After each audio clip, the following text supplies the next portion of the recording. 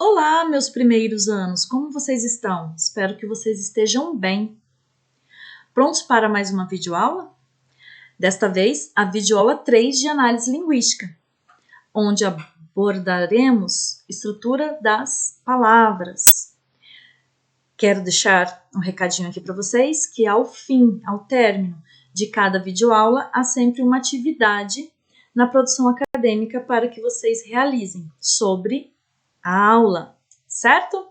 Então, vamos para o próximo slide, que também fala sobre um outro recadinho que eu gostaria de deixar aqui para vocês.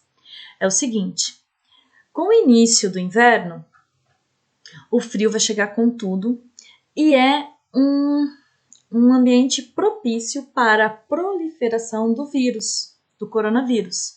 Então, eu quero pedir a vocês que vocês usem máscara, que vocês higienizem as mãos de vocês diversas vezes, sempre que forem trocar a máscara, sempre que forem pôr ou tirar essa máscara, porque eu quero que vocês fiquem bem. E para ficar bem, vocês devem ficar em casa, certo? E cuidem-se. Cuide de você mesmo, cuide dos seus familiares, certo? Porque o bem mais precioso que nós temos é a nossa vida, tá certo?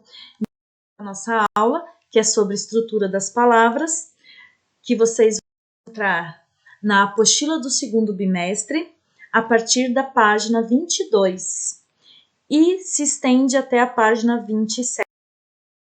Então, para falarmos de estrutura das palavras, nós vamos falar de cada pedacinho de uma palavra. Então, para isso, nós vamos entender o conceito de morfema.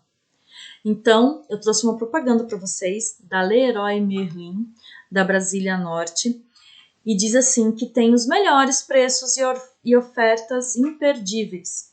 Então, observe as pequenas partes que formam a palavra imperdíveis. Veja que eu tenho ali o in. E, gente, cada pedacinho desta palavra tem uma denominação e uma funçãozinha, certo? Então, essas pequenas partes que vocês estão vendo aqui são denominadas morfemas. São elementos formadores de palavras, também conhecidos como elementos mórficos. Logo, morfemas são as unidades mínimas de significação que formam a palavra. Vejam só que importante é saber o que é um morfema. Então, a partir do conceito de morfemas, nós vamos ver quais morfemas, constituem a palavra. Então, são vários tipos de morfemas que uma palavra pode ter. Radical, que é o morfema que contém o significado básico da palavra. Ao radical são acrescidos os demais morfemas. Então, veja, eu tenho aqui, o radical, que é a unidade mínima e de significação básica. A ele, eu vou acrescentar aqui para formar o verbo, o er, então eu formo o verbo perder. Edor, que é um morfema que acrescido a perde, o radical, forma a palavra perdedor. E ido, perdido. Aqui, perde, eu acrescento o prefixo e acrescento um sufixo, que também são morfemas que nós vamos ver posteriormente, que acrescidos, gente, ao radical, formam a palavra imperdível. Vocês percebem que o radical se mantém em todas as palavras? Quando isso ocorre, eu posso dizer que essas palavras aqui são conhecidas como cognatas, palavras cognatas ou apenas cognatos. É o que nós vamos ver no que as várias palavras formadas de um mesmo radical são denominadas palavras cognatas ou simplesmente cognatos. Há palavras formadas apenas de radical. É o caso dos nomes substantivos terminados em vogal tônica ou em consoante. Exemplos: sofá, amor, café, cipó, tatu, sucuri, animal, dor, paz, etc.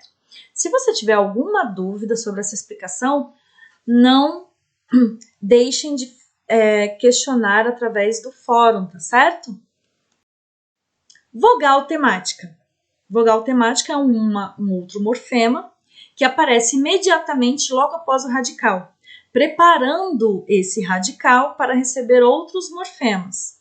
Então, eu tenho aqui o radical, eu trouxe aqui para vocês, olha, o in, que é um prefixo, o per, que é o radical, e esse daqui, ó, é a vogal temática. Então, ó, perder. Então, veja aqui que é a vogal temática, certo? O R, que termina aqui o verbo. O I, ó, perdido. Tá vendo esse I do perdido? Ele é vogal temática. Perdi, vez. Veja aqui, ó, vogal temática, certo? Então, o que é vogal temática? É a vogal que vem logo após quem? O radical. Quando eu já encontro essa vogal temática já acrescida ao radical, eu tenho um morfema conhecido como tema, tá certo? Nós vamos ver isso nos slides a seguir.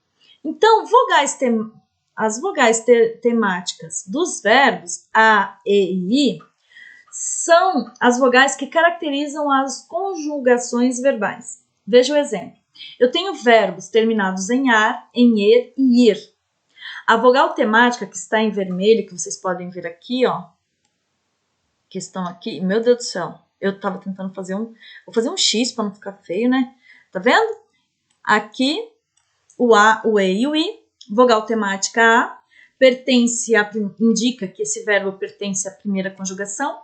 Vogal temática E indica que esse verbo pertence à segunda conjugação. E a vogal temática I, que esse verbo pertence à terceira conjugação. Observação: a vogal temática do verbo por é o E, presente no seu infinitivo arcaico poer. O que significa isso, professora? Vejam só. Vocês sabem que tanto a língua portuguesa quanto a espanhola, a francesa, a italiana, elas têm a sua origem no latim, certo? Então, assim, com algumas variações. Então, nós percebemos que o verbo por em português arcaico, ele veio para o nosso vocabulário como o verbo poer. Só que na evolução da língua, como eu sempre digo para vocês, a língua ela é viva, ela é dinâmica, então ela evoluiu para o verbo por. Então, suprimiu-se o E, certo? E ficou o verbo por. Veja, no espanhol, porque eu também posso falar com propriedade para vocês, porque no espanhol, eu tenho a formação também em espanhol, o verbo por em espanhol é poner. Lá na Espanha, no espanhol, eles mantiveram, né, essa origem, tá, do verbo por em segunda conjugação de forma escrita, que ficasse explícita no verbo, né? Então, partir verbos com a vogal temática I que pertencem à terceira conjugação. Então, vogais temáticas dos nomes A, E e O, quando é posição final e átona. Vejam só, exemplos: banana, mesa, laranja, cobra, leite, verde, estudante, mestre, banco, sono, belo e menino.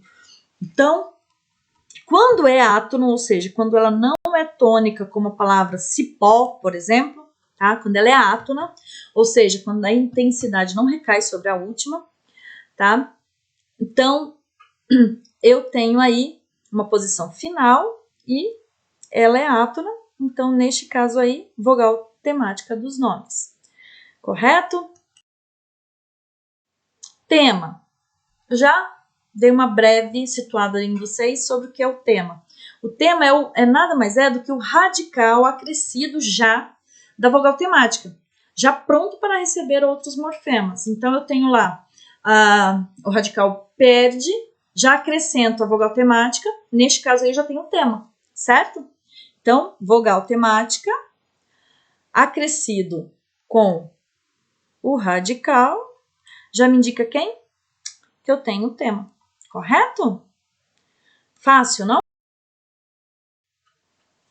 Outro morfema é a desinência. Neste caso, esse morfema, desinência, eu tenho dois tipos. Eu tenho desinência nominal e eu tenho desinência verbal. Nominal já diz, né?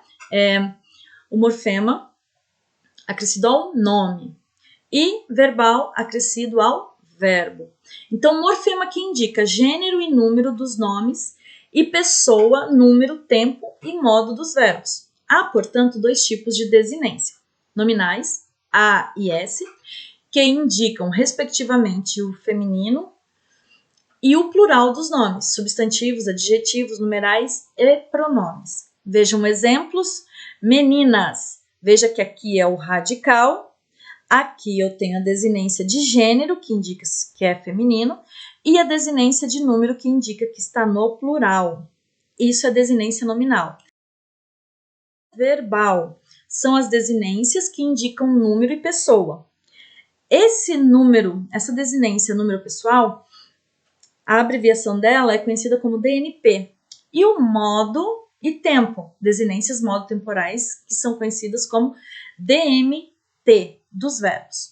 Exemplo, eu tenho aqui, trouxe para vocês o verbo cantávamos. Então, veja aqui que tem um radical.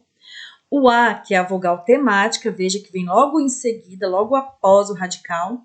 O VA, que indica modo, se está no indicativo, no subjuntivo ou no imperativo. Temporal, também indica o tempo, se é presente, passado ou futuro. O MOS, que é a desinência número pessoal. Se eu falo cantávamos, já sei que esse MOS indica que trata-se da primeira pessoa do plural, conhecido como DNP, certo? Então, dúvida, vocês sabem onde me procurar. O final átono de palavras que possuem dois gêneros, menino, menina, belo, bela, etc., pode não ser tomado como desinência de masculino. Por quê? Apenas como uma vogal temática. Porque nessa concepção, menino e belo possuem desinência zero de gênero, tratando-se o masculino de uma forma não marcada, apenas o nome do substantivo ali, menino. Também o singular pode ser tomado como uma forma não marcada, possuindo desinência zero também de número, pela ausência do S, que é a desinência de plural. Por que eu trago essas informações? Porque vocês podem encontrar justamente essa forma de explicação ou essa forma de conceito em alguma gramática, em algum livro que vocês possam vir a ter acesso. A vogal final átona, A, dos nomes é desinência de gênero na oposição ao masculino, masculino-feminino. Então, veja, gato, gata, belo, bela, etc. Quando não há essa oposição, por exemplo, no caso da palavra mesa, eu não tenho a palavra meso. Então, neste caso aí, né, eu não tenho essa desinência de oposição, tá certo? Então, neste caso, trata-se apenas de uma vogal temática. Tenho também os morfemas que são conhecidos como afixos. Esses afixos são divididos em dois, em prefixos e sufixos. Morfema, veja, afixos são morfemas acrescentando ao radical para a formação de palavras novas. Há também dois tipos de afixos. Prefixos são os afixos colocados antes do radical, tá? E os sufixos que são colocados depois do radical. Então, vejam aqui o prefixo in, mais feliz, que é radical, palavra nova, infeliz. Este, veja, é o prefixo. No caso do sufixo, são os afixos colocados após o radical. Feliz, o radical, mente, sufixo, felizmente, palavra nova. Então, há sufixos que formam substantivos, são próprios para a formação de substantivo, de verbo, a partir de verbos. Então, né, ação, dor. Adjetivos a partir do substantivo. Amar, amável. Ó, o verbo amar, amável. Perder, perdível. E assim por diante. Substantivos a partir de adjetivos, né? Feliz, felicidade. Advérbio a partir dos adjetivos mente, entre outros. Então, se eu quero formar substantivos, eu acrescento ao verbo ação ou dor. Se eu quero, a partir dos adjetivos, criar adjetivos a partir do substantivo, eu acrescento ável ou ível.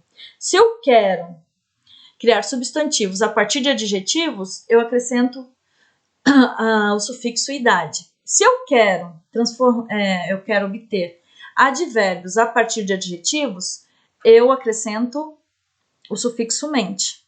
Correto? Alguma dúvida? E aí? Fácil para aprender? Então, desta forma, eu termino essa aula. Lembrando mais uma vez que ao final de cada videoaula há uma atividade sobre ela na produção acadêmica. Desejando a vocês um ótimo final de semana e até a nossa próxima videoaula. Beijo, fiquem bem, fiquem em casa.